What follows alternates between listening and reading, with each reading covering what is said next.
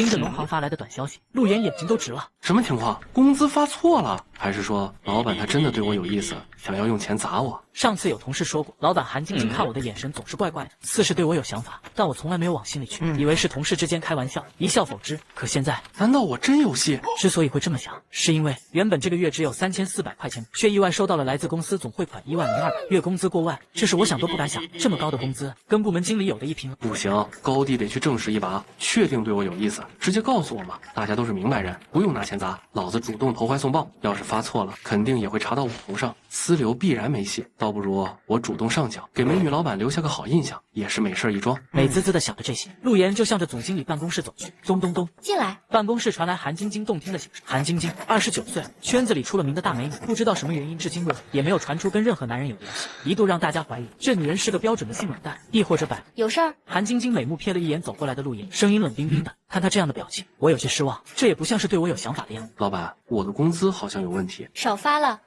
去找财务部，这种事儿就不用麻烦我了吧？韩晶晶脸上有些不悦，不是，是多发了。本来我3400块的工资，结果财务给我汇了1万多，吓到我了。哦，财务不至于犯这么大的错误吧？等我给财务打个电话。几分钟后，一个油头粉面的奶油小生被叫进了办公室，他叫张瑞，公司的财务经理，韩晶晶的舔狗一枚。当然，公司很多男同胞都想做韩晶晶的舔狗，却没这个机会，也包括我自己。了解了情况，张瑞斩钉截铁道：老板，没可能，公司人员不多，每次开工资我都算得明明白白的，而且因为陆岩本月业绩不佳，我还特别给他圈了个红圈，备注了一下，3400块是咱们公司员工里最少的了。可我工资卡上来的消息明明是1万多。我把短信拿给张瑞看，他瞥了一眼，满是鄙夷的表情。我刚刚才核实了账目，咱们韩总也过目了，一点问题都没有。总不会我多发了却不承认，自己补吧？我又不傻，谁知道你这条短信怎么来的？没准儿故意作假呗。我脑袋有病啊！钱多到作假上缴，谁知道呢？或许你这种人有什么不良企图呗。上个月企划部有个员工声称在公司捡到了什么价值不菲的东西，来韩总这儿主动上缴，结果经同事举报，东西是他自己丢的。这么做就是想给韩总留个好印象，拉近彼此间的关系。后来细查，发现这家伙的电脑里全是披着咱们韩总头像的那种恶心视频。哎，你们这些人啊，不好好上班，总挖空心思搞这些花花肠子，这辈子怕是没救了。赵瑞看陆岩的表情，就好像在看一坨垃圾似的。尼玛，这年头说真话上缴多发的工资，我他妈还出毛病了。陆岩开始怀疑人生。这里是我的办公室，注意你的素质，别满嘴喷粪。韩晶晶站起身，一脸厌恶地看着陆岩，她觉得陆岩典型的无理取闹，没事找抽。对于陆岩这个人，她最近也时常观察，发现虽然工作态度，但能力属实一般，成不了什么气候，继续留下也不会给公司创造太大的价值，早就有了辞退他的想法。今天陆岩冷不丁整了这么一出，加上赵瑞从旁让他直接下定了决心。陆岩，你也知道咱们公司不养闲人，你连着几个月业绩都不佳，按照合同的规章制度，回头让财务给你补5000块钱，另谋高就去吧。咋的？我被炒鱿鱼了？你陆岩被气的话都不会说了，这也太奇葩了！明明来做好事儿，结果被扣上了这么一顶脏帽子，还被炒了鱿鱼，冤不冤啊？找谁说理去？现在你不是我们蔚蓝的员工了，可以出去了。韩晶晶下了逐客令。靠，不干就不干，什么破公司，好赖人都分不清。我告诉你，韩晶晶，这个张瑞也特么不是一个好鸟，巴拉巴拉他的电脑，没准好看的东西更多。另外，明人不说暗话，你确实漂亮，我特么天天做梦都想跟你滚床单，爱咋咋地。反正被炒鱿鱼了，心里窝火的不行，不吐不快，舒服多了，转身走人，没有一丝留恋。此处不留爷，自有留爷处。在自己的工作间收拾东西的时候，很多同事都对我指指点点起来，甚至有些冷嘲热讽的声音清晰可见。唉，有些人使得花招真是够雷人的，拿出等同于是他棺材本的钱，跟咱们韩总套近乎，想法真够绝啊！癞蛤蟆想吃天鹅肉，一点自知之明都没有，也不看看自己啥德行、啥段位，真替他感觉到悲哀。大家记住这张脸，以后离他远点，特别是女同事，这种人能想到这种拉近乎的招数，说明心里有问题，是个大变态。人走茶凉，陆岩没想到，平时对他嘻嘻笑笑的同事，到头来会这样落井下石。社会就是这么的现实，好笑。出了办公大楼，我用力吐了一口气，突然感觉到人生有些迷茫，望着周围的参天大路，不知道该何去何从。说好此处不留爷，自有留爷处，可问题是也没地方去了。叮咚，你有新的短消息。短信的声音打乱了陆岩的思考，漫不经心的拿起来查看，这不看不要紧，一看吓了他一跳。你收到蔚蓝日化公司转款35000。35000块，明明韩晶晶刚才说了，林默按合同给我补转5000块，怎么现在就变成3万5了？又他妈转错了，不可能！张瑞从事财务工作多年，不可能是个脑残，总不能是可怜我偷摸给我转好处。别逗了，他舔狗一个，平时绝对瞧不上我这种小帅的男人，恨不得把我踩得死死的，不会这么好心的。更何况这么做不是害他自己吗？那这是怎么个情况？先是工资汇款多了这么多，现在补转的钱也变得这么多，尼玛，灵异事件！为了确认短信的信息是否是准确的，陆岩向着不远处的取款机跑去，插卡一查，余额46212.35，数据真实有效，那是粉嫩嫩的钞票。我靠，这一切都是真的！虽然搞不懂到底发生了什么，但钱变多了，谁会不高兴？秒变万元户了，而且是这么多。哎，有钱了，我该怎么花呢？是左手买个华为本，还是右手拿个苹果叉？没办法，作为小人物，突然多出了这么多的钱，有些澎湃了。先不扯这些没用的，找个地方实实惠惠的吃顿好的，犒劳一下自己的胃，比什么都强。来到我从来不敢进去的一家高档餐厅，一番操作猛如，吃起来那叫一个畅快过瘾。中间还不忘来张自拍，发到朋友圈显摆一下。没办法，突然吃上一顿好的，不显摆浑身都难受。去那里吃一顿，起步都是上千的，咋的？吃完这顿以后吃泡面？有些人没多少钱，但却总喜欢出洋相，呵呵，心真大。被炒鱿鱼咋还庆祝一下？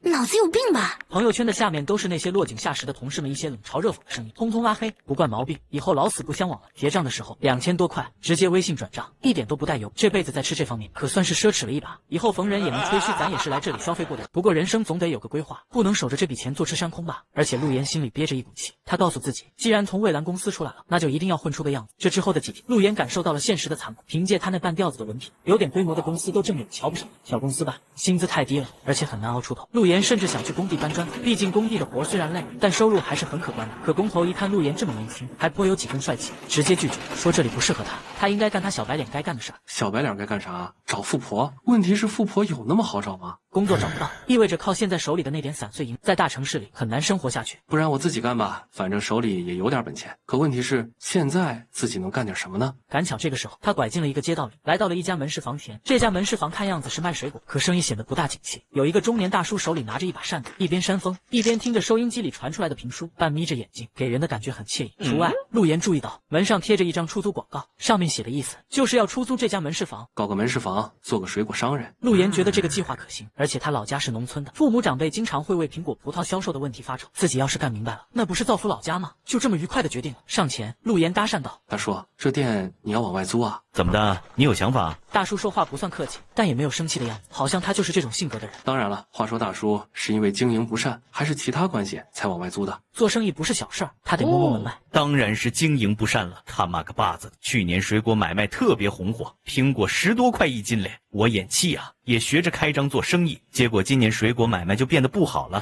苹果直降2块。多少钱往外兑？这是我的门市房，你要是想租，从签合同的那天算，1年收你租金3万。你要是做水果生意，里面的这些工具都白给你用。3万啊，有点贵。陆岩有些肉疼，毕竟他家底不厚。他妈个巴子的，隔壁吴老二旁边的肉铺30来平米，租金1年2万5，我这个店将近100多平，收你3万，你还觉得贵？你是做买卖的人吗？买卖人必须要嘁哩咔嚓的，跟个娘们似的，就趁早滚蛋，别碍眼。大叔，2万8吧，年轻人创业不容易，给点面子呗。陆岩没有因为大叔的出言不逊恼，反倒是觉得他真性情，不由得打起了感情牌。我不是墨迹人，这样各退一步，2万9，干，这店就归你，不干滚蛋。成交。既然想干点啥，那就不能再犹豫，反正在他认为手里的这笔钱也算是白来，大不了白玩，又不损失啥。两人拍板头，大叔麻溜准备好，确认无误，签了字，把钱一转，这店从此就姓陆。我就喜欢你这种利利索索的年轻人，算你个实惠，店里的水果都送你了，你可以直接卖。对了，里面有个2楼隔层，你要是不走，晚上可以在上面睡。大叔够敞亮。陆岩由衷道：“好好干，我看好你哦。”话毕，中年大叔拿出了一个老年机，拨通了一组号码道：“老刘，来接我吧。”5分钟过后，一辆劳斯拉斯开了过来。劳斯拉斯啊，那不是一般人能开得起的车，放眼整个北海市也没有几辆。司机从车里下来，快步打开了后座车门，中年大叔就十分自然坐了进去，随即车子绝尘而去。我去，坐劳斯拉斯卖水果，这大叔太社会了吧？很明显，这大叔不是一般人，但这跟陆岩不搭嘎。他现在研究的是自己的事业，在店里仔细核查了一番，又贴上了自己的收款码，新手上路，开张做起了买卖。让陆岩郁闷的是，等了半天，除了几个大爷大娘来打听之后说贵不，再也无人问津，冷冷清清，凄凄惨惨戚戚。看来买卖确实不好的。就这么一会，他就有点后悔自己的。在他几乎快要绝望的时候，一个穿着护士装的女人向着这边走了过来。她应该是附近第3医院里的护士，因为第3医院距离这里并不打眼一瞧，这女护士还挺漂亮，浓眉大眼，身材上佳，一举一动都透着一种俏皮的劲儿，让人如沐春风。咦，陈叔怎么不在？女护士踮着脚朝里里面看了看。陈叔哦，你说他啊，他不干了，这店被我盘下来了。美女，买水果不？便宜的很。陆岩热情拉客，你盘下了陈叔的店，你还真头铁啊！女护士笑了笑，为什么这么说？因为陈叔嘴臭呗，这附近的人都被他这张嘴得罪的差不多了，这店谁看了都避而远之，所以自然没人来买东西了。我晕，他没想到自己盘的居然是一个名声不怎么好的店名。红心火龙果多少钱一斤？美女护士转移话题，10块钱，上面牌子写着呢。有点小贵哎。她撅着小嘴，看得我不由得咽了一唾沫。看在你在我猝不及防的情况下对我释放了颜值技能，算你5块钱。反正这批水果也是白送的，便宜贱卖，开了张，先赚个好彩头再说。颜值技能，呵呵，你挺会撩女孩子嘛，给我来2个。好嘞，美女，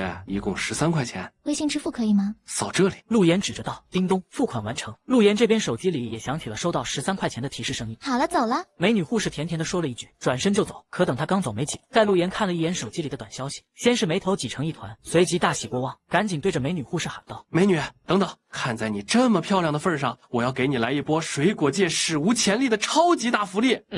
什么意思？美女护士转身，莫名其妙的看着陆岩。我今天才开张，全场水果全部半价甩卖给你，怎么样？半价，不要赚钱啦。说了刚开张嘛，不然你再买点。好吧，给我来2串香蕉，来1串葡萄，就这么多了，再多我都拿不动了。好嘞，一共19块钱。扫码支付后，陆岩又看了看收款短信，兴奋的无以言表。本来19块钱的东西，短信居然显示的是190块钱，足足翻了10倍。刚才美女护士买的火龙果，原本13块钱，翻了3倍，变成39块钱。难道我身上出现金手指了？该不会我今后所获得的收入都能够随机翻倍吧？要是这样的话，那就太牛逼了！美女，多介绍医院买水果的客人来哈，全场半价！陆岩喊道。美女护士转而笑了笑，心里暗道：这小子泡妞还挺下血本的吗？有了这个发现，陆岩还怕自己赚不到钱吗？他觉得自己扬眉吐气的机会来，赶紧在店门口挂上牌子，写着新鲜水果，全场半价，只此一天。这广告打出去，过往的路人都看到了。小伙子，你这水果全半价？一位中年女士上前询问。必须的，大姐，买吧，都是新鲜的果子，我第一天开张做买卖，讨个彩头。好好好，这个给我来点儿，再要点那个。小伙子，我也买。你那几箱橘子要是半价的话，我全包了。你别全包啊，你包了我们买啥？就是这种既便宜又新鲜的水果，咱们要人人有份儿。由于水果便宜的力度空前巨大，没一会儿店里的水果都卖没了。本钱3000块钱左右的果子，在半价的销售情况下，却卖到了接近2万块，这赚钱效率也太速度了。陆岩盯着短信发傻的时候，后面排队没买到的喊道：小伙子，你还有的卖吗？没有，我们只能走了。哎，白排队了。是啊，我排的腿都酸了，到头来啥都没抢到。一些排在后面的老人怨声载道，他们都是城市里最底层的人群，贵的不舍得买，总喜欢挑些便宜的。今天陆岩这家店有这种福利，还没赶上，自然非常难过。各位叔叔阿姨都别急，我说了，半价让利一天，说到做到，你们等着，我这就给你们倒腾新鲜的果子来。说完话，陆岩就直扑斜对面的一家水果超市。此刻，这家水果超市的老板正气得就搓牙花。原本对面那家冷冷清清的水果店，在换了个店主后，突然买卖红火的不得了，搞得他这家店没生意了。以为新店主经营有方，却没想到是打价格战，而且全场半价，这还怎么玩？完全没利可图啊！不过老板气归气，也不急，在他看来，这就是一个愣头青的做法。几天过去，就得凉凉。等陆岩风风火火的跑进来，他直接对着店老板喊话道：老板，给我来35000块钱的水果，你放心，我都是原价收，不占你便宜。任老板拿着茶杯正在喝水，被陆岩这一嗓子喊的，嘴里的水直接喷了出来，抹了抹嘴。你说啥？买35000块钱的水果？咋了？不卖？卖，就是从来没有人像你这么买过。一时间有些反应不过来。老板立刻点头哈腰，转而他又道：不过我店里的水果加在一起就2万块钱的总值，好在我仓库有货，能立刻取来。行，别愣着，现在就把这些水果往斜对面的那家店里搬，我先给你转2万块钱，剩下的后面转给你。好说。这老板就跟打了鸡血似的，立刻让员工开始忙活。没一会儿，新鲜的水果陆陆续续的被运了过来。大叔大娘，新鲜的果子到货了，都别抢，大家秩序排队，我还是全场半价，人人有份儿。好，排队等候的这些老人都高兴坏了，看着陆岩原价买走自己的果子，再半价卖给这些老街坊。对面超市的老板脑子有些运转不灵，这小子什么路子？明显赔钱的买卖，他为啥要这么干？难道说他是好心的富二代？看到这些老街坊不舍得花钱买新鲜水果，自己添钱搞一波福利？老板身边的一个员工自言自语道：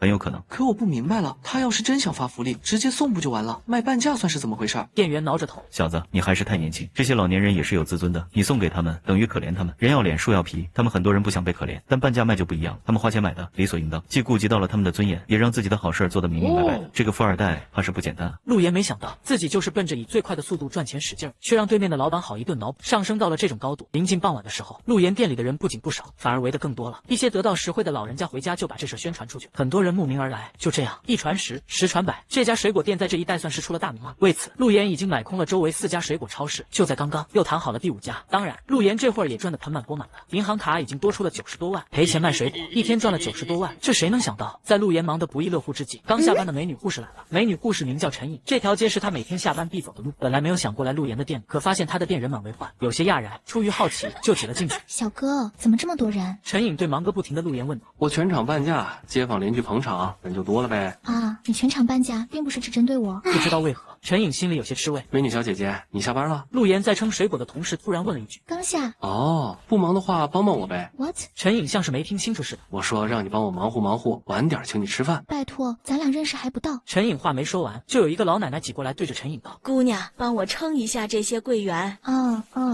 好的。陈颖稀里糊涂的就成了陆岩的店员，一直忙活到了晚上10点多，直到全场水果告罄，陆岩才关门大吉。唉，真够累的。陆岩擦了擦汗。喂，你什么情况？我原本就是好奇来看看，咋还稀里糊涂的成了你的店员了？陈颖凶凶的对陆岩娇嗔道：哈哈，不好意思，实在太忙了。放心，一会儿请你吃饭，北海市的饭店，你随便点。这会儿陆岩绝对财大气粗，因为他的银行卡里已经有了107万，这个数字是他过去想都不敢想的。你是富二代？陈颖问道。不是，我爸妈都是农民，我最多也就是个农二代。撒谎，不是富二代，你敢这么卖水果，赔钱也得赔死了。我没赔钱，我赚钱的，而且是血赚。嘿嘿，我懂，赚的是精神上的财富吧？没想到这年头也有像你这么好心的富二代哦。要不是看在你心善这点，我可不会陪你折腾这么久呢。在陈颖看来，陆岩赔钱大甩卖，就是为了街坊里的这些老人家，这不由得让他对陆岩高看了一眼。美女，想去哪儿吃饭？随便一个小馆子就可以啦，我不挑食。陈颖背着手在陆岩的身边一跳一跳，显得特别调皮。那可不行，帮了我这么大个忙，必须要盛情款待。走，咱们去帝皇酒店吧。帝皇，北海市已知最出名的酒店，据说在那里吃饭非富即贵。帝皇，陈颖倒吸了一口凉气。不要，太奢侈了。今天我做主，听我的。在陆岩盛情邀约下，陈颖也不好推辞。实际上，他也对帝皇这样的酒店充满了好奇心，只是实力不允许，没那个经济条件。偶尔路过幻想一下。1个小时后，陆岩打车带着陈颖来到了帝豪酒店。刚来进了酒店大厅里，就看到了3个女人，有2个陆岩很熟，是之前的同事，一个叫甄爽，另一个叫张岩，还有一个女人陆岩在公司见过，但不知道具体名字。同一时间，当他们看到陆岩，都是一脸鄙夷的表情。陆岩本不想搭理他们，自己只是来这里请陈颖吃饭的，图个清静，但奈何他不想搭理，人家却想要主动挑衅他。吃喝，这不是刚丢了铁饭碗的陆岩吗？瞧你这一身穷酸相，也好意思踏进这么高档的酒店？怎么，蔡总今天过生日，难道也邀请你来了？蔡总是蔚蓝公司的副总经理，一个相貌平平的中年女人，是韩晶晶的得力军师，在公司很有话语权，平时巴结她的人不在少数。前些日子，蔡总出了场车祸，昨天才出院，又赶上今天是他的生日，于是财务部的张瑞为了巴结上司，邀请公司里比较熟的人来这里为蔡总庆祝生日。我没接到邀请，我只是来这里请朋友吃饭的。陆岩语气冷漠道：你请朋友来这里吃饭，不自量力，这里消费这么贵，你请得起吗？甄爽暴毙，一脸的不屑。哎，陆岩，我听说你们老家那一带闹征地，一户能包个3、5万块钱，该不会你命好，家里的地被征了，所以才有勇气跑来这里装把大尾巴狼吧？那个叫张岩的女人试探道。张岩老家和陆岩老家同在一个村子，所以多少听说一些别人不知道的情况。今天翻朋友圈，看到陆岩被炒鱿鱼了，居然还有闲钱去金汉斯吃饭，一副很高兴的样子，便猜测了这种可能。看陆岩没说什么，张岩以为他默认了，讥笑道：有了几万块钱就带着美女来这装大尾巴狼，学人家土豪请客，你还真以为几万块钱挺当钱花的？那要不然你拿出来几万块钱我看看。陆岩这话直接噎得张岩满脸通红，自知理亏，冷哼一声，向着一个包间里走去。张岩前脚刚进了包间，从包间里就走出来了一个中年女人，这女人就是蔡总。说起来，陆岩当初能进蔚蓝，还多亏这个蔡总帮衬。刚进公司的时候，蔡总对他挺照顾的，不过之后因为蔡总太忙，没多久又出了车祸，2个人就没有多少联系了。哟呵，这不是小陆吗？有日子没看见你了。话说你怎么也在这里？蔡总看到陆岩，热情上前打起了招呼。请朋友来这吃饭，听说蔡姐今天过生日，提前祝福你生日快乐哈。陆岩笑着回道：谢谢了。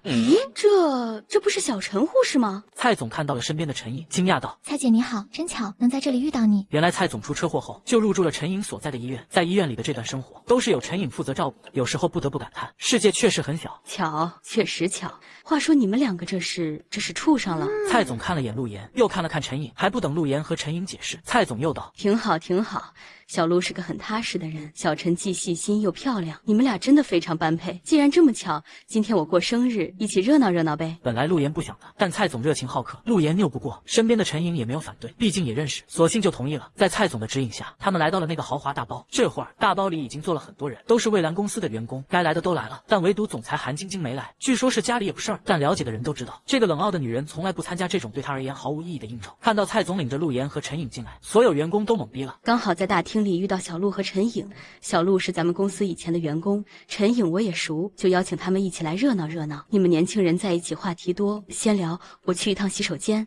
蔡总就离开了。蔡总一走，包间里的张瑞先是色迷迷的看了看陈颖，随即抽着烟，眯着个耗子眼，以一副天老大地老二做派笑道：“我说陆岩，好算计啊，是不是知道今天咱们蔡总来这里过生日，所以顺杆爬跑这里混饭来了？”肯定是的，要不然就他怎么可能无缘无故进帝豪来？有些穷屌丝为了得到领导的认可，为了混一顿大餐，真的是不择手段啊！真丢人，反正这种事儿我是干不出来。面对大家的冷嘲热讽，陆岩笑了笑道：“或许吧。”陆岩是看在蔡总的面子才来，不然连进都不带进。喂，你们瞎说什么呢？陆岩可是有钱的富二代，本来是邀请我来这里吃饭的，怎么可能被你们说的那么不堪？陈颖忍不住了，他不清楚陆岩跟这些人都是什么关系，但感觉这些人说话有些过分。美女，你和陆岩认识？你说陆岩是富二代？张瑞张大了嘴巴。当然。陈颖笃定道。所有人哄堂大笑。美女，你该不会也被陆岩用几千块钱的棺材本钱给忽悠了吧？他要是富二代，我特么就是马云爸爸。美女，这个陆岩就是一个穷屌丝，你可别上当了。我跟你说，他嘴上说请你来这里吃饭，但肯定是知道咱们蔡总在这里庆生，仗着跟蔡总认识，知道他热情好客，才带你来这里装大尾巴狼的。你们胡说八道！陈颖肯定不信的，就今天陆岩的表现，说他是穷屌丝，怎么可能？美女，你既然说陆岩是富二代，那这顿饭你让陆岩请呗，毕竟他跟蔡总也认识，就让我们见识见识富二代的风采。张瑞用牙签剔着牙，懒洋洋道：“张哥，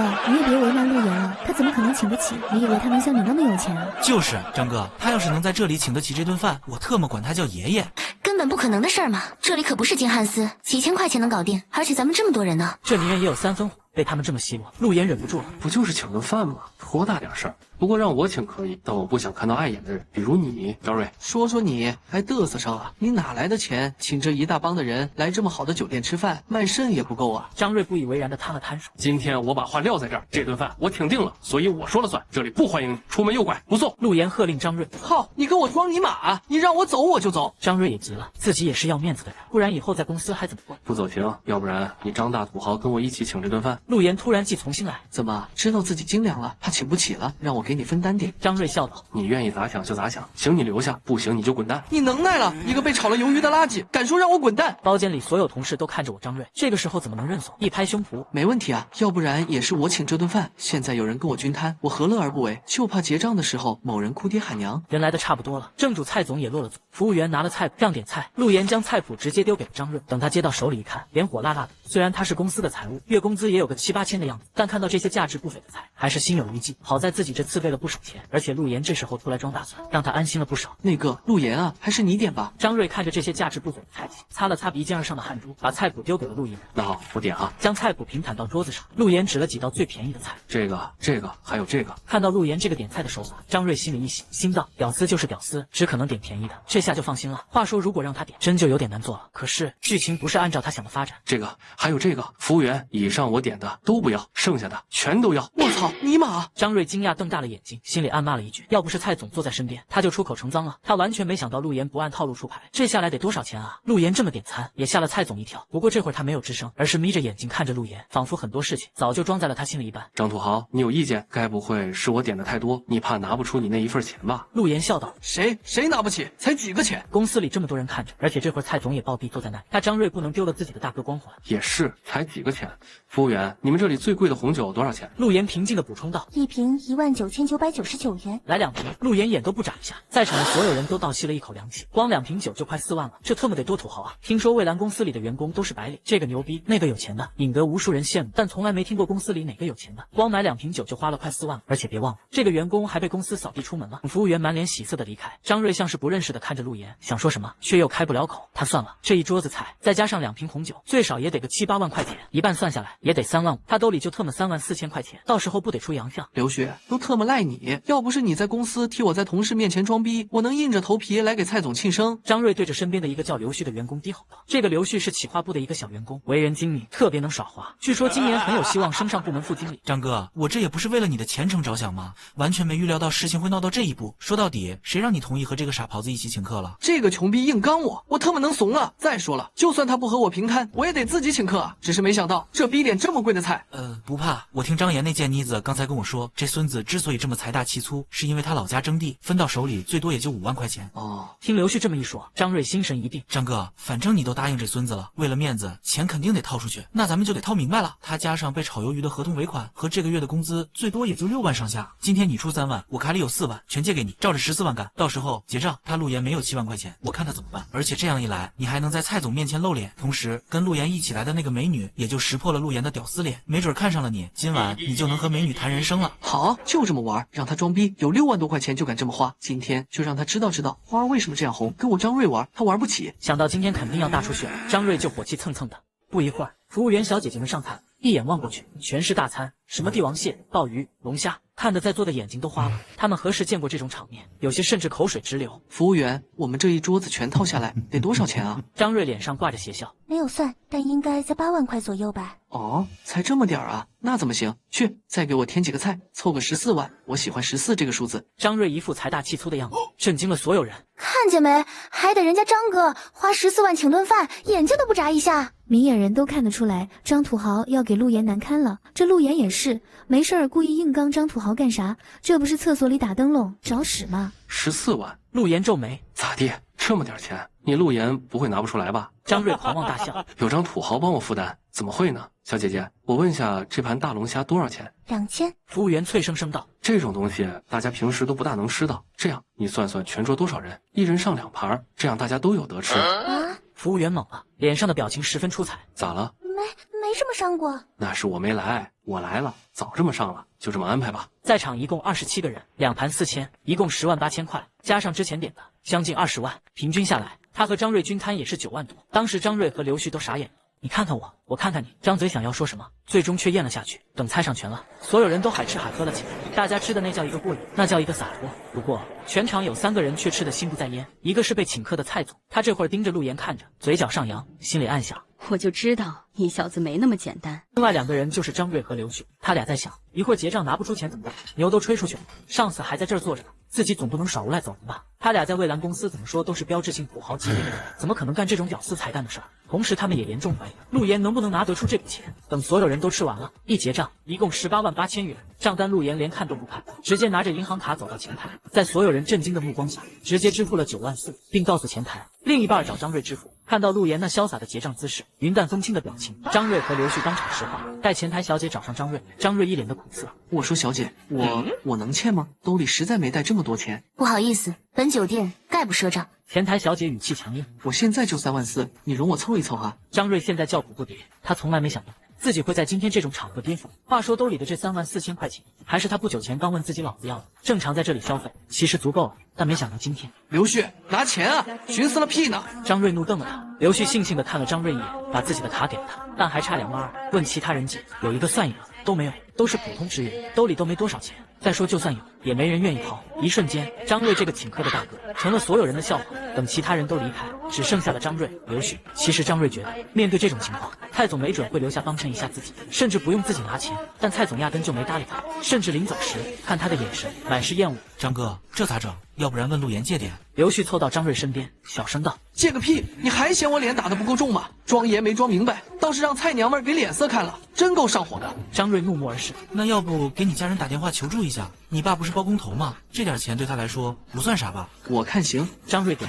找个什么理由？总不能说是吃饭吧？问他拿钱还需要理由？拨通电话，张瑞喊道：“爸，急用3万块钱，速度！之前问你拿钱怎么了？之前的钱那是有用的，现在是急用。什么？不给？那我就把你和沈怡的视频发给我妈看。你看，你早这样不就完了？快点，我挺急的。”带着陈颖从帝皇酒店出来，陈颖呼吸了一下新鲜的空气，随即道：“陆岩，你们到底什么关系？为什么他们都那么瞧不起你？”陆岩叹了口气，把自己在蔚蓝的遭遇说了个清楚。原来是这样啊！话说你这么有钱，为啥甘愿在蔚蓝当一个小职员呢？我……哦，我知道了，你想体验生活，所以大家都以为你是屌丝，对吧？陆岩，现在像你这种低调不炫耀，想要体验底层员工的辛酸，为老百姓谋福利的富二代可不多了。什么啊？我真的不是富二代。陆岩强调。还装？行了，时候不早了，我也要回去休息了，明天还得上班呢。对不起，陈颖，说好请你吃饭，没想到让你看笑话了。陆岩挠了挠头。没有啊，我觉得你是一个很性情、很真实的男人，很高兴能认识你，留个电话呗，随时找你玩。你要是再做什么帮助他人的好事儿，记得喊我哦，你出钱，我帮你出力。美女要电话，陆岩肯定给啊。交换了号码，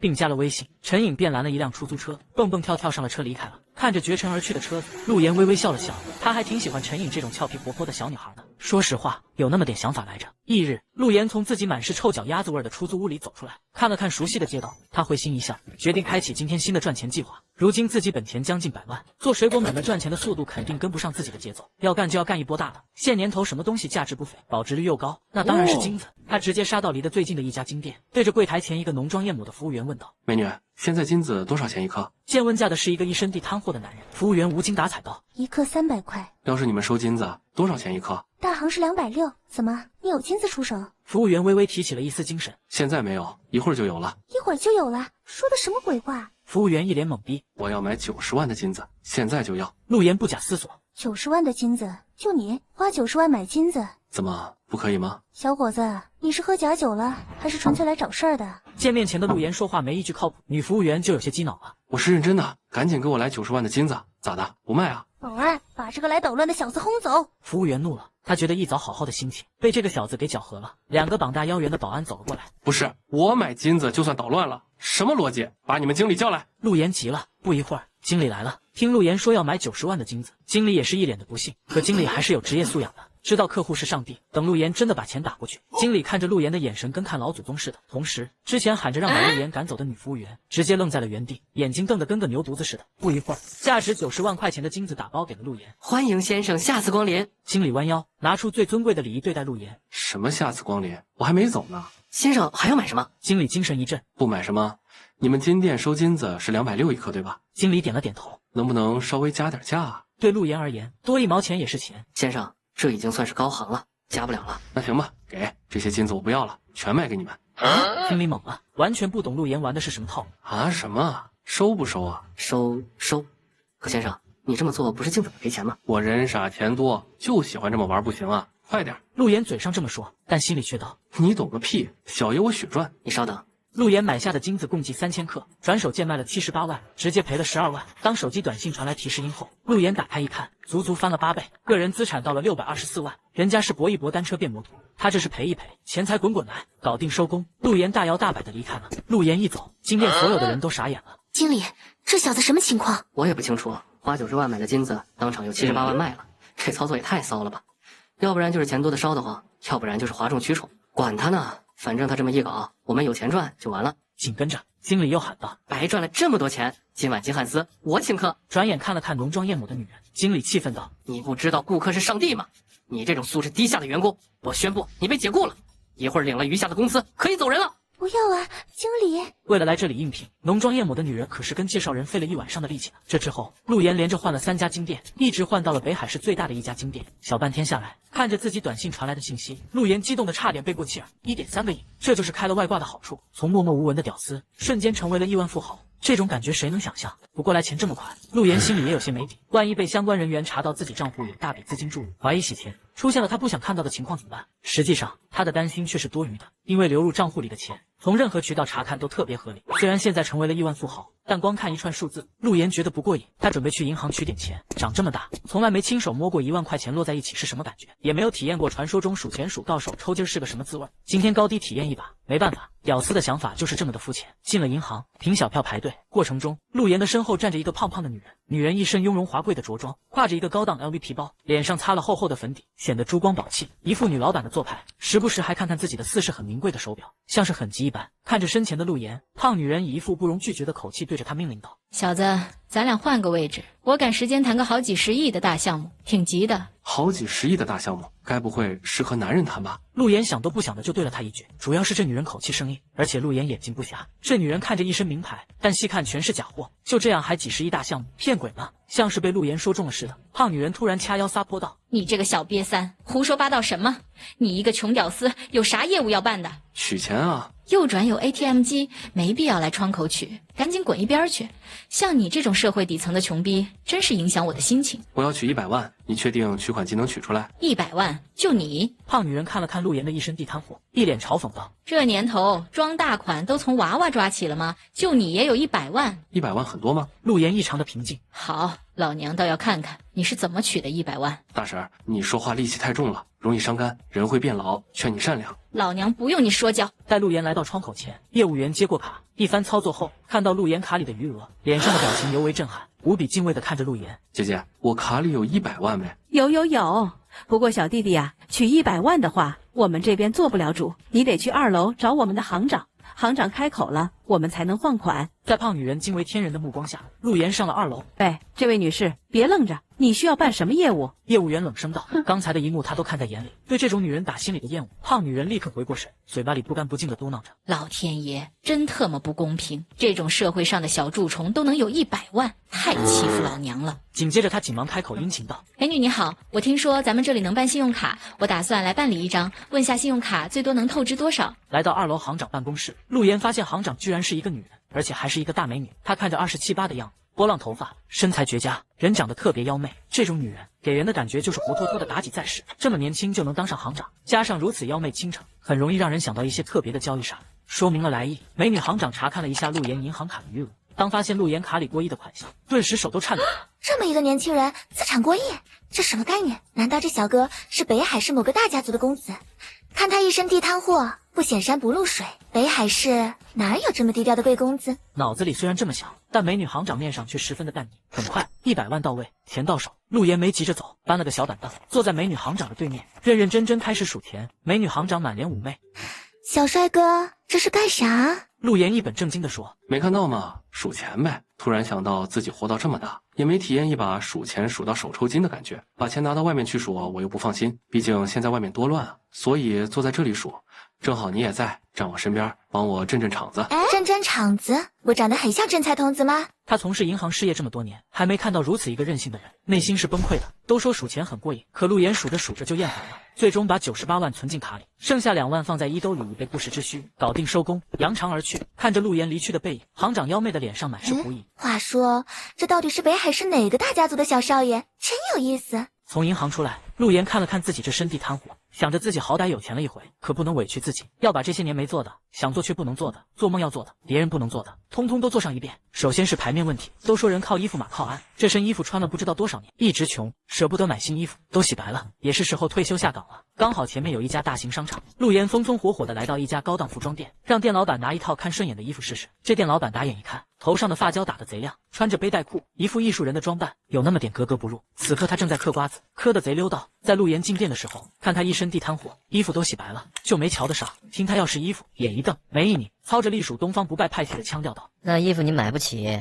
别试了，试脏了你还得赔，赶紧走，赶紧走，别影响我做生意。要买衣服，后边的露天大市场，那里地摊货有的是，物丑价廉，特别符合你的身份和气质。”不是，现在的人都特么喜欢以貌取人的，你就那么确定我买不起？陆岩被他的言语气得想笑。我卖衣服多少年了，啥人能买得起啥价位的衣服？我一眼就能看出个七七八八的，就你这样的，全身上下100块，特别配你。看着老板这娘里娘气的样子，听着这些刺耳的话，陆岩肚子里的火气跟打了压似的，蹭蹭往上窜。我怎么觉得你那么傻逼呢？终于还是受不住，没素质的骂了他一嘴。小崽子，你敢骂老子？店老板瓜子一丢，撸起衣袖就想对陆岩动手，不过之后像是想到了什么，又坐下来道：“跟你这种土包子没必要发脾气，有失我的身份。”陆岩对着他竖了一个中指，转身去了对面一家店。这家店的老板不在，只有一个长相最多6分的女服务员在忙活着。看到陆岩，热情地打起了招呼，脸上挂着甜甜的笑，使人心生愉悦。陆岩想要是什么衣服，女服务员都很耐心地拿给陆岩，还不停地讲解，而且讲得特别仔细。我说，对面新来的小丫头片子，你是不是闲得慌？你以为什么人都能试得起咱们这里的高档衣服？试脏了你赔吗？等你们老板来了，我必须告你的状，看你们老板怎么收拾你。对面那个娘娘腔这会儿还不依不饶。我们老板说了，任何顾客来了都得热情欢迎，以礼相待。女服务员对道：你们老板那叫没眼力劲儿，这一天天的，什么阿猫阿狗都可以来浪费咱们时间，啥都不用干了。我跟你说，以后这娘娘腔还特么是个碎嘴子，声音嗡嗡嗡的，跟群蜂绕耳似的，特别让人烦躁。陆岩都懒得看他，转而对着女服务员问道：美女，这衣服多少钱？原价5400，打完折4600，也不贵嘛。照我现在穿的尺码，给我来个30套。好的，我现在。突然，女服务员眼睛一瞪：先生，你说啥？你要买30套？对啊，我这人比较宅，一年也不愿意逛几次街。这衣服我穿着舒服，30套够我穿1年的了，省心。女服务员有些懵逼了，哈哈哈，这小子明显是故意找事儿，还30套，他1套都买不起。你这个傻缺，你们老板怎么找你这个没有眼力见的做店员？我要是你们老板，早就让你卷铺盖走人了。娘娘腔笑的瓜子皮喷的满地都是，没有去看娘娘腔。女服务员道：先生，你是认真的吗？那还有假？要不然这样，咱们先付钱，付完了钱，你再帮我准备衣服。好的。女服务员还处于云里雾里的状态，带着陆岩去结账，30套衣服，13万8，刷完卡，交易完成。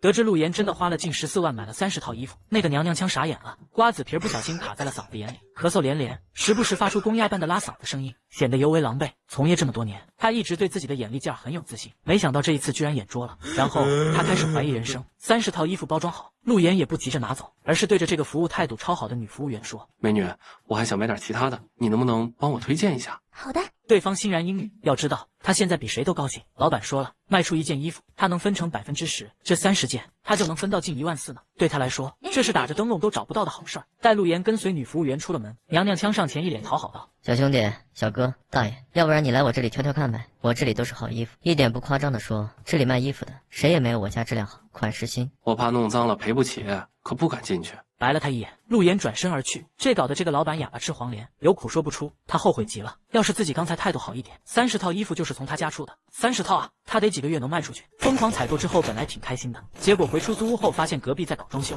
动静闹得老大。大周末的晚上搞装修也是够缺德，但在这种出租屋里也见怪不怪了。这里就是一个便宜休息的地方，不喜欢可以搬走。很多来北海打拼的年轻人等着入住，实在待不住，陆岩离开出租屋，拦了一辆出租车，来到北海市最大的宾馆，在前台开了一间最好最大的总统套房。出租屋没法住，长这么大还不知道住总统套房啥感觉。今晚刚好如愿以偿，前台小姐见陆岩直接开最好的总统套房，看着陆岩的眼睛全是小星星。在递房卡的时候，下面还压着一张小纸条，陆岩拿起来一看，上面写着一串号码，后面有一行字，重点是24小时，内容不言而喻。总统套房是真好，里面什么都有，又大又舒服，洗了个热水澡，陆岩躺在又大又软的床上玩手机，点开了平时喜欢玩的直播平台，刷着刷着，突然看到了一个熟人在直播，仔细一看，这人好像是自己高中的校花郑瑶。郑瑶在高中的时候人美歌甜，每次碰到面都会冲陆岩笑，笑起来长长的睫毛扑闪着，双颊还带着2个浅浅的酒窝，看着很是惹人怜爱。有时候听她高跟鞋发出的声音，陆岩都会很激动。高中的学生都把郑瑶当成心中的女神，陆岩也不例外，一直对这个校花很有想法。不过郑瑶平时异常高冷，拒人于千里之外。年前听一个同学说过郑瑶在某直播平台唱歌弹琴什么的，但从来没有看到过。这一次居然让陆岩逮了个正着，点进她的直播间，发现她正在唱歌，那清亮的歌声配上她绝美的容颜，让人非常享受。直播间里虽然人不多，但活跃度还挺高的，时不时的可以看到有人刷小礼物，不吝赞美之词。既然遇到了熟人，唱歌还这么好听，必须支持一下。反正就是钱嘛，生不带来死不带去的，刷。陆岩自言自语着，于是陆岩随随便便刷了10组1314，直播间突然沸腾了。卧槽，这是哪来的土豪？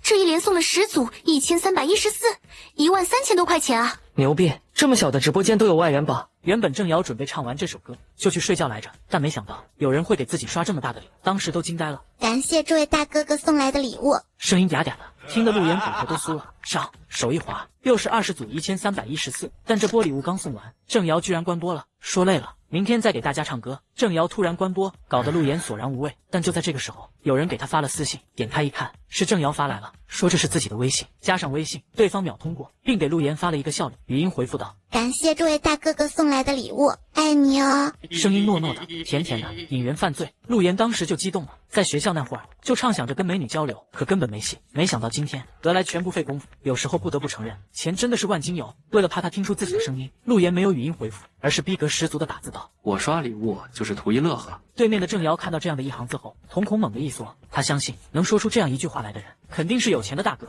郑瑶最近生活出现了一些变故，需要钱，为此才来到平台直播，但直播也快2个月了，压根儿没赚到几个钱。毕竟平台会唱歌的多了去了，没什么人关注他。没想到在他心灰意冷，有些想放弃的时候，来大哥了。郑瑶发来一条语音：大哥是做什么的？别叫我大哥，我就是个普通老百姓。你真会开玩笑，普通老百姓怎么可能刷得起1314？难道你是富二代？算吧。陆岩不想在这种问题上扯得太久。刚开始，陆岩只是简单的跟郑瑶聊了些肤浅的内容，可是聊着聊着才发现，郑瑶并不像是那么矜持，那么高冷，一些敏感的话题他都聊得很开。这样的发现，对陆岩来说就跟开采到了一座金矿一样。平时高高在上的冷傲校花，在微信里聊那种敏感的话题，还有一些荤段子啥的，简直神仙体验。俩人一直聊到半夜2点，陆岩困了，便说了声拜拜，放下手机睡着了。第二天起床，陆岩拿起手机，发现有2个未接电话，全都是陈颖打来的，微信上还有郑瑶的语音，点开就听郑瑶问道：大哥，你人呢？人家想你了哟。陆岩嘴角一抽，笑道：是想我的钱了吧？先是给陈颖回了个电话，那头陈颖问陆岩在哪儿，说自己放假无聊，要来找陆岩玩。陆岩想了想，觉得自己一个人确实怪没劲儿的，也挺想见这个小美女的，便同意了，并告诉了她自己的地址。半个小时后，陈颖到了，同行的还有陈颖的一个闺蜜，名叫于丽。于丽也是一名护士，个子足足1.7米，身材很爆炸，不过五官的美感比陈颖要差上不少。陈颖看到陆岩住在这么豪华的总统套房里，都呆住了。哇哦，富二代小帅哥，这房间住一宿要多少钱啊？也不贵，5个1。陆岩一脸不在乎的表情，1万多还不贵？我的天啊，你哪来那么多钱啊？陈颖惊诧，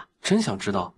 抢银行来的，你信不？切，明不说，本小姐还懒得问呢。陈颖撅着小嘴，故意生气，那萌萌的样子，惹得陆岩真恨不得直接推倒。退了房间，陆岩请2个女人吃了早饭，随即对陈颖说自己想买辆车代步，问他要不要一起。好啊，不过陆岩，你虽然有钱，但总得省着点，这么乱花不好。你将来还要娶媳妇呢。没事儿，我钱花不完。陆岩很自然地回了这么一句。听闻陆岩此话，跟陈颖来的于丽浑身一抖，脸上的表情复杂了几分。昨晚闺蜜聚会，陈颖嘴快，把自己认识一个多么真实、多么有爱心的富二代原本的讲述了一遍。结果今儿一早，于丽就吵着让陈颖带她去见识一下。陈颖觉得反正没事儿，跟于丽关系也不错，而且干他们这一行难得周末会休息，就同意了。从进了那个总统套房开始，于丽就知道陈颖没开玩笑，这男人确实是有钱的金主。现在这个男人直接说了这么一句如此高大上的话，又发现陈颖和这个男人关系也没有想象中的那么亲密，就生出了一种先入为主的想法。打车带着陈颖和于丽来到了一家 4S 店，好巧不巧的，在这里居然又碰到了张瑞和林旭这2条渣渣。在这2条渣渣的身边还有一个颇为帅气的高个男子，男子名叫杨波，也是一个富二代，家里有些底蕴，爹是开公司的。总之，照比张瑞这种货色，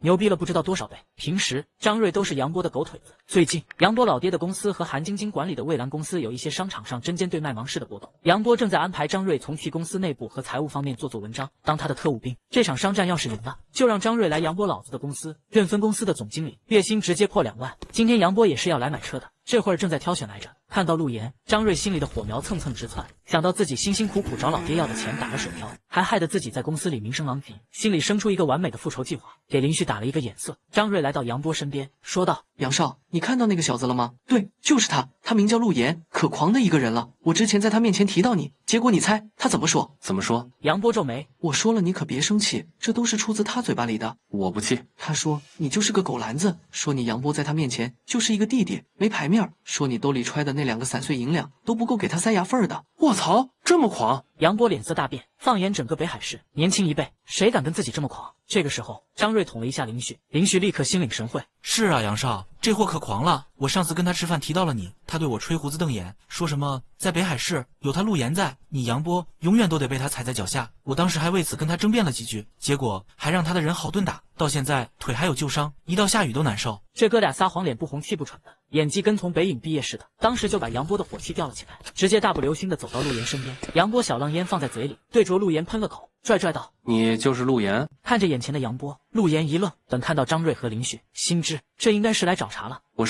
你找我有事儿？听说你小子挺狂啊，没把我杨波放在眼里。杨波扭了下脖子，自认为这样的姿势很潇洒。你谁啊？我不认识你有毛病吗？麻烦让一下，我是来买车的。一点都没惯着杨波，在陆岩眼里，跟张瑞这种人一伙的都不是啥好鸟，直接撞开他的肩膀，向着 4S 店里走去。看着陆岩撞开自己进了 4S 店，杨波脸色青一阵白一阵。杨少，你看到了吧？根本就没把你放在眼里，也就是你，要是站在面前的是我们，早就被他揍了呢。张瑞在一旁添油加醋的说道：就是这小子可嚣张了，知道我们哥俩跟你混，给我们欺负坏了。杨少，你得给我们哥俩做主啊！林旭完美补刀。话说这小子是哪个大公司家的富二代？难不成他爹比我爹还有钱？杨波还没有那么猛，小心地问了一嘴。他付个毛线的二代，以前我们一个公司的，不久前因为对我们韩总图谋不轨，被韩总开除了。最近中了彩票，谁都看不上眼了。但照我估计，他再有钱，也特么不可能超过100万。林旭笃定道：“连100万都没有，那他还有胆子跑这种地方买车？”杨波瞬间安心了不少。要知道，昨天生日，他老子喝酒喝兴奋了，给了500万让他去买车，足足500万呢。哼，敢挑战我杨波，妈的！一会儿你们看我怎么碾压他，怎么让他在所有人的面前抬不起头，让他知道我杨波是如何的财大气粗。杨总最帅了，就是北海市年轻一辈中，谁他妈敢跟杨总比？两个人马屁拍得叮当作响，冷哼一声，杨波带着身边的这俩哼哈二将，耀武扬威的进了店里。这是一家经营各种豪车的超级店，里面停放的都是高档车，最低档的都是50万起。陆岩刚走进店里，就有一个五官精致、身材有料的美女冲着他走了过来。可在女人快走到陆岩身前的时候，眼睛一瞥，看到了尾随而来的杨波，便转弯直接走到了杨波的身边，很自然地挽着杨波的臂弯，媚笑道：“哎呦，亲爱的杨少，你都在咱们店里转悠了一早上了。我看你对那辆奔驰 S500挺喜欢的，要不然现在就提那辆车。”奔驰 S500裸车就200万，真不是一般人能买得起的，属于高级轿车了。在北海市能开得起这种车子，就算是高层级别的存在了。不急，我先看看那个穷小子买什么车再说。杨波暴毙，牛气哄哄地看着陆岩：“你看他，杨少，你买个车怎么还看别人啊？这小子穷鬼一个，买彩票发了点小财，搞得全世界都装不下他了，居然不把我杨波放在眼里。”顿了下，杨波咳嗽了一声，特意扯着嗓子大喊道：“我今天把话撂在这里，今天这小子买什么车，我都会比他买的高一个级别。要是我做不到，我跪下叫他爷爷。”杨波这话引得4S店所有人都纷纷侧目。杨少霸气，杨少无敌，陆岩傻叉。张瑞和林旭天生的马屁精，为他摇旗子助威。听到杨波这话，陆岩转过头冷笑道：“你特么是不是脑残？我愿意买啥车就买啥车，你攀比我干毛线？怎么怕了？”杨波仗着自己财大气粗，气势无比嚣张。我不怕，我只是接受不了你这么大的孙子。再说了，你跟我攀比，你算哪根葱？你够资格吗？我操你妈！好，到时候看我够不够资格！尼玛的！杨波被陆岩这话气得眼睛都蓝了。杨少，我没说错吧？嚣张，太嚣张了，非常之嚣张。今天你要是不给他点颜色看看，我都瞧不起你。张瑞继续煽风点火。对，必须给他点颜色看看，让他知道，有些人是他永远攀比不了的。林旭一边拍马屁，一边怒视着陆岩。陆岩，别管他们，这种人看着就不舒服。陈颖从旁轻声道：“我知道。”陆岩点头。与此同时，跟着陆岩和陈颖来的余力，看着杨波的眼神多了一些特别的味道。他看出这杨波不是一般人，心里将杨波和陆岩相互权衡，不由得看低了陆岩，人也向后退了几步，跟陆岩和陈颖保持了一定的距离，没有理会他们。陆岩继续看着车。也就在这个时候，那个美女销售员转而来到了陆岩这边，上下打量了陆岩一眼，满脸瞧不起的道：“说吧，要买什么车？这不是在看吗？有啥好看的？要买赶紧买，你买完了，我们杨少才能买。也不知道你是从哪里冒出来的，真耽误事儿。”女人一脸的不爽：“你什么态度？”陆岩瞪着她：“我就这态度。”女人现在满肚子火气，本来杨波是她的客户，都快谈好了，S500就要出手了。可这个档口，杨波和这小子闹出这事儿，搞得到手的单子被延缓。而且现在这个情况，万一这小子买了一辆不是 S 打头的便宜车，杨波也顺势买一辆只比他高一级别的，那高额的分成不是泡汤了？我尼玛！面对这女人的态度，陆岩刚想发火，又一个女人走了过来。这女人颜值方面更加出众，该有料的地方也都有，就是长得稍微娇小一些，将身边的女人劝走。女人捋顺了一下刘海，很有礼貌的道：“先生你好，我是这家店的销售员，可以为你介绍车子，请问你想买什么样的？”看了这女人一眼，陆岩指着面前的一辆车子问道：“这辆车子怎么卖？”先生，这辆车是奔驰 E300运动版，高配64万，低配52万，性价比还是很高的。这款车，接下来女销售员就热情地介绍了起来。看到陆岩指着的这辆车子，身后的余力摇了摇头，有些失望。看来这个陆岩也就这点能耐，也就这种档次了。而远处的杨波则更是一脸不屑的表情，随之也愈发的膨胀开来。我说那个叫陆岩的，你特么能买贵一点的吗？就这种低端货你也能看上眼儿？就这两下子也特么跟我叫板？杨波奚落道：“我啥时候跟你叫板了？分明是你没事找事儿，有病！对，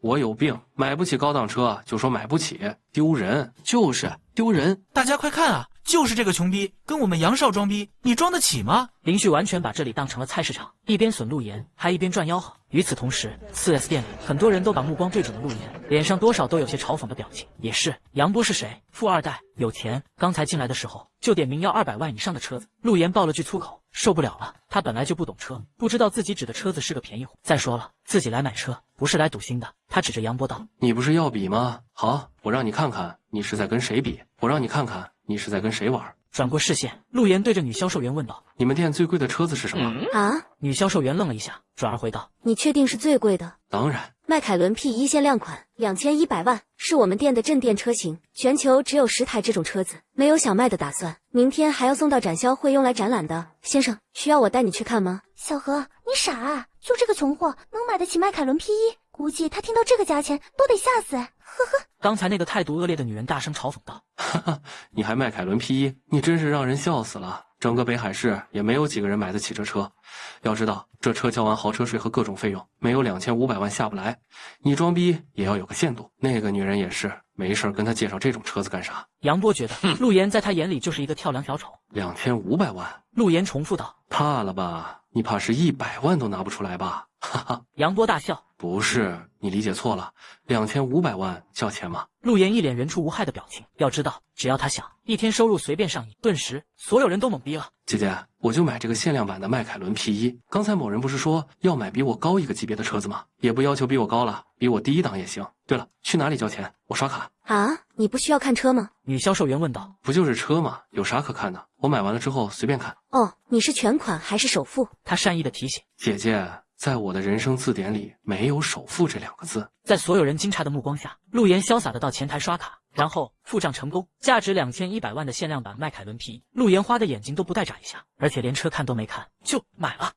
杨波傻眼了，刚才那个态度恶劣的女人也傻眼了，4S店所有人都傻眼了。我靠，这小子真牛逼！我还以为要看他笑话呢，没想到这一波来得太突然了。有人议论，现在杨波被打脸，看他怎么应对了。一时间，所有人把目光对准了杨波。杨波懵逼了，迈凯伦啊，还是限量版的 P1，他怎么可能买得起？别说是他，就算是他老子，也绝对不敢花这么多钱买辆车。现在这个情况，搞得杨波都快哭了。一世英名，怕是要在这家车店毁于一旦了。与此同时，张瑞和林旭更傻了，看着陆岩就跟不认识他似的，两个人瑟瑟发抖，相互打了个对眼，跟狗似的逃了。要知道，这一波把杨波坑了。等杨波反应过来，以他睚眦必报的性格，不得被弄死？而且2100万的车啊，说买就买，这个陆岩到底是什么背景？也太吓人了吧！他俩现在真的后悔自己的愚蠢。喂，那个杨少，我都买了，你倒是买啊！陆岩笑看着他，我肚子疼，我先走一步。杨波无计可施，准备溜。等等，陆岩突然变得一脸严肃，声音很有气势，一下镇住了杨波。虽然我不想认你这个孙子，但作为男人，你得说话算话吧。孙子，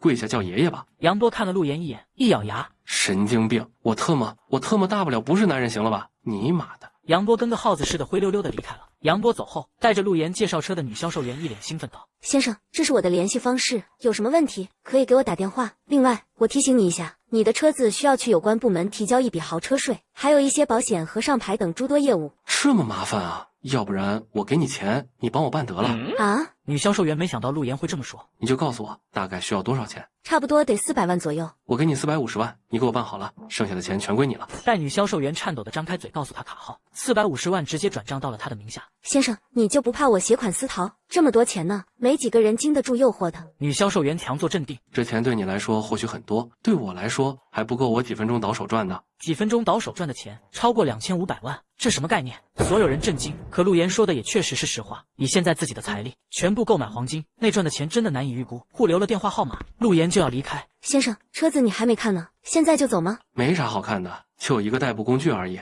你全帮我负责，等弄好了打电话告诉我就成。陆岩笑道：“什么叫大神豪？这才叫大神豪！”女销售员在这家店干了这么久，就没见过这么买车的。毫不夸张地说，这种买车的方式绝对是独树一帜，开了历史的先河。陆岩带着陈颖刚迈出这家店，早就被惊得外焦里嫩的余力赶紧凑近了许多。他眸子微亮，心里急切的在酝酿着一个计划。刚走出 4S 店没一会儿，之前那个态度恶劣的女人就跑了出来，对着陆岩摇尾乞怜道：“这位先生，刚才是我态度不好，实在是对不起，希望能得到你的原谅。我们又不熟，还没上升到原不原谅的那种层次。那我们能交个朋友吗？”女人扭动着身子，尽可能的卖弄着自己。你啊，还是算了，我穷逼一个，你去跟你眼里那些有钱公子哥交朋友吧。话落，陆岩拦下了一辆出租车离开这里，只留下一串尾气。看着出租车渐渐远去，女人心里那个委屈啊，也怪自己狗眼看人低。要是刚才自己态度好点，这单子就是自己的。而且这小爷出手阔绰，直接就转给了小何450万，能让小何赚到不少酬金呢。如果这以后跟他处好了，没准有可能当上阔太太。越想就越憋气，忍不住回电，要找小何算账。小何，你抢了老娘的生意，老娘跟你拼了！你没搞错吧？小何看着他，搞错尼玛！我还不等这女人凑到眼前，4S店的经理走了过来，一巴掌就呼了过去。经理，你女人捂脸，一脸的不解。你什么你？你对客户态度这么恶劣，简直给我们店招黑！从今天开始，你被解雇了。转过头，经理对着小何道：“我决定从今天开始，小何就是咱们店的副经理了。大家恭喜小何，希望大家一起努力。”小何那叫个高兴啊！没想到天上掉馅饼的好事儿会落在自己的头上，出了一笔超级大单子，赚了钱不说，还升职了。他觉得这个陆岩绝对是自己的贵人。买完了车子，下一步陆岩就准备买房子了。有了房子才有家，那个出租屋他一刻都不想待了。以后出去玩，大半夜的也能有个地方趴着，万一朝以后和陈颖处上了，总得有个没人偷听、没人打扰的温馨小窝，奏起爱的鼓掌声吧。师傅，咱这北海市什么小区最高档？陆岩直接对司机问道。那当属北海名苑，那小区环境杠杠的，而且地理位置极佳，依山傍海。不过就是有点贵，正常的楼房一平都得3万块钱，至于里面的别墅，那就更别说了。北海名苑，名字我就爱听，咱们去那里。好嘞，司机笑呵呵的回道。陆岩，你这刚花了2500万买了车，怎么又要去买房子啊？陈颖问道。对啊，要么不买，要买就一块了，省心。陆岩笑道。不是，北海名苑的房子可贵着呢，你悠着点。陈颖担忧道。2500万的车我都买了，还差房子那点钱吗？怎么这还没怎么着，就急着想当我管家婆啊？陆岩打趣道。去你的，不理你了。陈颖撅着小嘴，但心里却跟惯了密室。女人都喜欢白马王子，但重点得是个王子。成为王子的前提，那就是得有钱，不然王子没钱还能算王子吗？同理，女人都特么喜欢有钱的男人，他陈颖当然也不例外。陆岩给他的感觉又有钱又有爱心，要是真跟他在一起，陈颖觉得人生也算挺圆满。陆岩和陈颖的对话被前面的司机师傅听到了，一脸鄙夷的表情，心道：现在的孩子是真能吹牛逼，还什么2500万买车子，又不差钱去北海名苑买房子。要是真不差钱，怎么可能坐自己的出租车？司机师傅感叹：为什么现在的年轻人都这么能吹牛逼呢？是道德的沦丧，还是人性的扭曲？如果要是让他知道他们说的都是真的，不知道这司机师傅该作何感想了。出租车来到了北海名苑，陆岩还没付钱，于丽就抢着把钱给了。车子走后，陆岩抬头看着眼前的这个小区，觉得特别满意。小区外观就特别的大气，配合着周围的环境，大面积的绿化，还有一个清澈见底的人工湖，给人一种心旷神怡之感。门口前的安保人员都穿着制服，个子一般高，样子都挺英俊，站得笔直，好似标兵。每进来一辆车，保安都会格外站直身子，立正敬礼。从保安的素质和水准来看，就决定了这个小区的质量。据说这里的保安必须都得是特种部队退伍的士兵，遇到了事儿那都是以一当十的主。四下里扫了一眼，发现了不远处的售楼处，陆岩便走了过去。去的路上，于丽一脸讨好的对陆岩道：陆岩，你家到底是做什么的？你怎么会这么有钱？没做什么，我爹妈是农民啊。你真会骗人。我说的实话，你不信，那我就没办法了。看着陆岩很随意的表情，于丽在想，怎么能攻克了眼前的这个小神豪？怎么能让自己成为他的女人？要是跟他搭上关系，这辈子自己的荣华富贵全都有了。三人进了售楼处，陆岩直接来到前台，询问工作人员北海名苑有没有别墅卖。他打算买别墅，住楼房容易扰民，邻里邻居关系处不好还受气，隔音效果差点的话，跟美女来断爱的鼓掌声，别人都能听到。住别墅就不一样了，独门独院，自由自在，而且房子大，想怎么玩就怎么玩，哪怕玩出了花花都不怕。看到眼前的这个小青年张嘴就要买别墅，前台的工作人员愣了一下。小帅哥，你确定你要买别墅？不可以吗？陆岩皱眉，以为这又是一个势利眼。可以，但我们小区的别墅卖完了，要不然你看看小高层的楼房，其实小高层也很好的。服务员态度还是很好的。不要，没别墅就算了。陆岩有些失望，但也不想求次，失望的从售楼处往外走。好巧不巧，碰到了老熟人，那个美女银行行长。美女行长名叫李天爱，北海市贵圈有名的美女，人虽然妖媚，但却从来不对任何异性有好感，据说是个冷淡，至于真假无人能断。有传闻李天爱背景很特殊，一般人可不敢轻易的去招惹她。哟，这不是小神豪吗？你怎么来这里啊？李天爱看到陆岩，满脸灿笑。哦，是行长姐姐啊，我来这里买别墅，但没买成。陆岩觉得这事没啥好遮掩的，直接脱口而出：买别墅？你确定？李天爱美目散发着迷人的光晕。姐姐，你看我是一个说假话的人吗？不是啊，我弟弟财大气粗的很，买别墅我不见怪。巧了，你要是不嫌弃的话，姐姐的那套倒是可以卖给你。李天爱直呼陆岩为弟弟，不免有拉近彼此关系的嫌疑。你在这里有别墅？怎么瞧不起姐姐啊？没有，只是意外而已。陆岩挠了挠头，我的别墅都装修好了，随时可以拎包入住，要不要去看看？觉得好你就买，觉得看不上眼，那你可以不要嘛。行啊，陆岩点头，随后跟上了李天爱。由于李天爱走在前面，绝美的身材衬托下，背影简直美极了，看得陆岩眼睛都直了。路上，陈颖看着前面的李天爱，一脸警惕道：陆岩，这女人谁啊？陆岩被陈颖这话拉回了神，入定的眼神慢慢移开，装作很平淡的样子回道：哦，他是一家银行的行长。你连银行行长都认识？走在前面的李天爱听到了他们之间的对话，转头笑道：在你们两个小丫头的眼里，我是银行行长，在他眼里，我就是一个正菜童子，你说是吗？想到之前在人家眼根下数钱的那幼稚的一幕，陆岩不好意思的别过了脸。来到李天爱的别墅门前，陆岩惊呆了。这是一个豪华双拼别墅，地下1层，地上3层，外观呈干净的乳白色，显得精致大气。走进院子里，有一个不大不小的泳池，周围有一些小凉亭和休闲娱乐设施，地上铺就着汉白玉石。开门进入大厅，宽敞明亮，中式的装修风格，红木家具、红木椅子，一看都价值不菲。这里的所有设计都是我亲自参与的，装潢、选材、质量方面都没有任何问题。走，跟我上楼上看看。李天爱指引道。就这样，李天爱带着陆岩去了楼上。至于陈颖和于丽没有跟着，而是在1楼参观。只是1楼都把他俩看晕乎了。到了2楼，装修风格依然大气，但这里多是休闲会所，各种健身器材，还有一些游戏奢侈。外面宽敞的阳台上也是一个不小的泳池，泳池的面前就是宽广的大海。3楼则是休息的地方。不过其中一个风格呈粉色的房间里，陆岩看到床上有几样散乱的特别物件，一些黑的丝袜，还有几件女人粉红色的贴身衣物。这些东西是因为洗澡后出门匆忙没收拾，随便丢在了这里，赶上被陆岩看到，顿时闹了个脸红，上前把东西藏起来，随即干咳嗽了2声。走，我带你去别的房间看看。好。陆岩也尴尬的点了点头，不过却有了几分憧憬。所有别墅参观完成，李天爱就询问陆岩觉得怎么样。陆岩感觉这别墅特别适合自己，住在这里肯定舒服，所以有买的打算。姐姐，你这别墅怎么卖？我买的时候花了4400万，加装修共计4800万，我急着出手哦。你要是买的话，算你便宜，4600万。行，我现在就可以给你转钱。陆岩拍板道：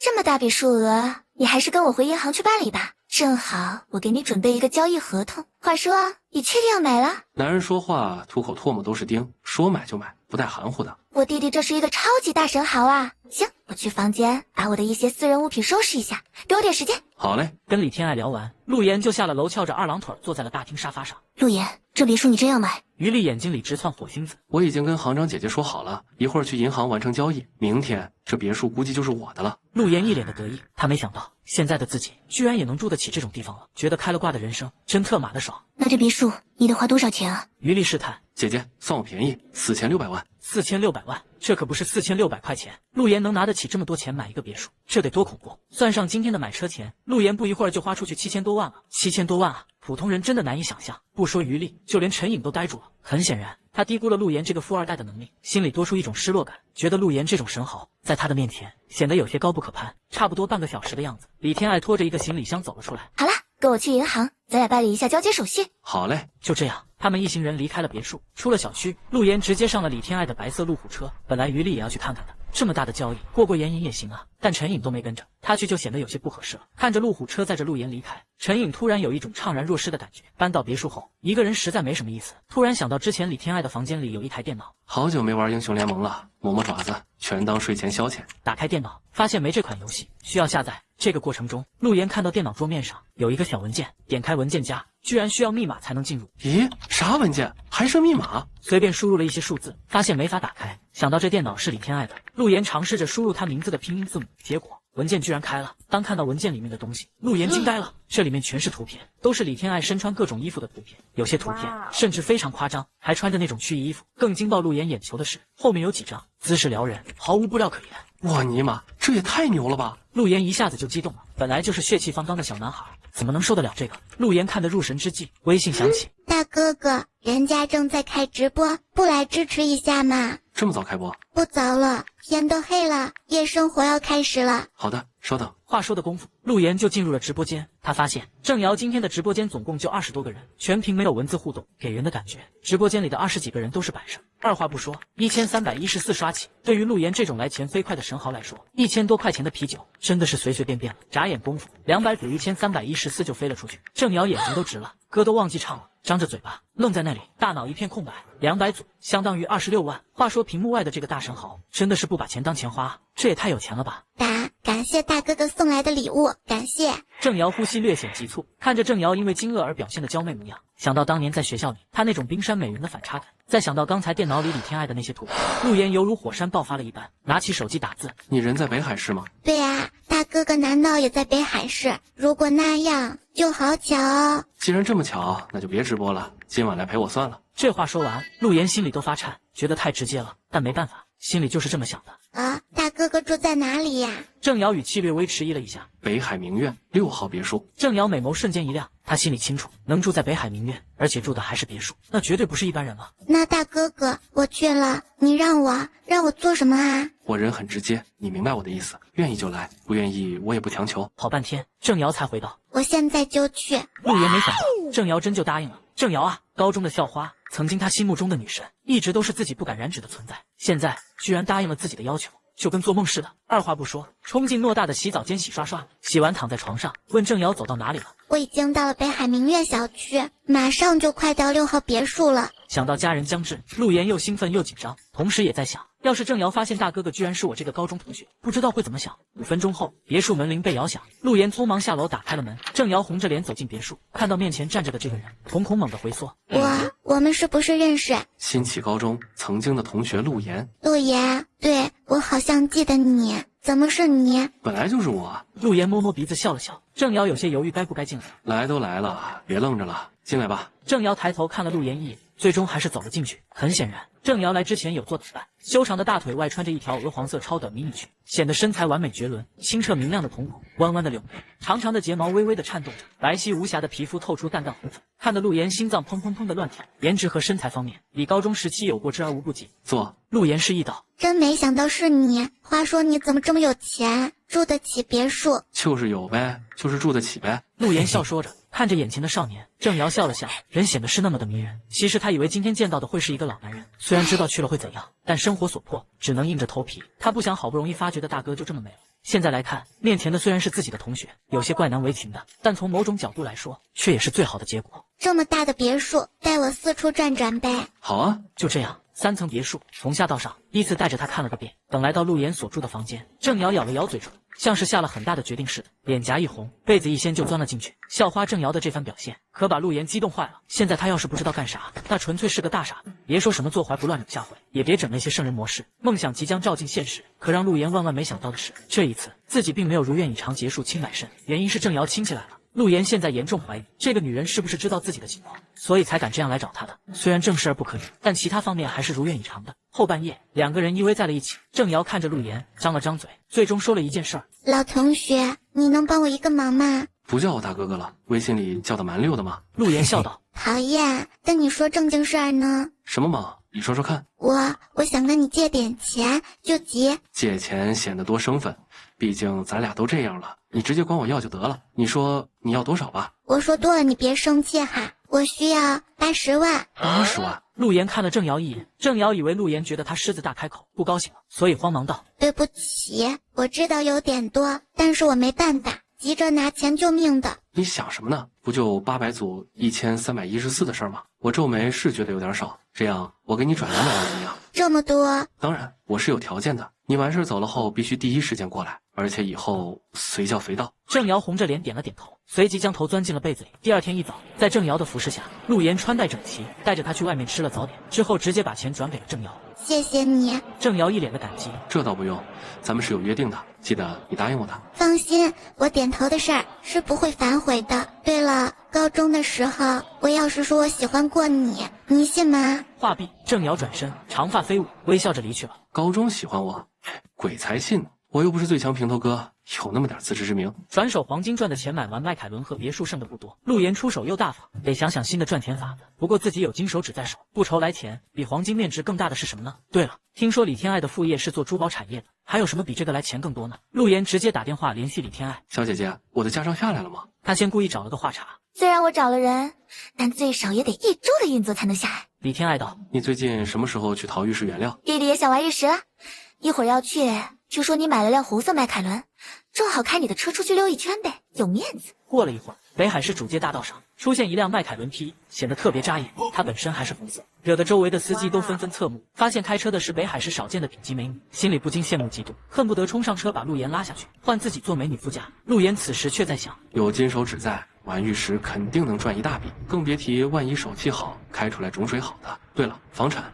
直接去接手个楼盘，转手卖出去，不就一下几10个亿回来吗？但等手上的钱越来越多，还是自己一个人倒卖来倒卖去，总觉得太 low 了。还是得有自己的事业，自己的集团什么的，让别人给自己源源不断的带来收入，那才过瘾。等手上的钱越来越多，如果投入慈善，起码能撬动10倍的社会资源，翻倍助学金，翻倍天使基金，翻倍教育基金。真正的财富从不是数字的叠加，而是让每一分钱都长出翅膀，带着更多人飞向更好的生活。金手指是上天的馈赠，我陆岩愿以之为梯，以自身为基石，让财富的光芒照亮更多人的梦想，构建一个更温暖、更公平的社会。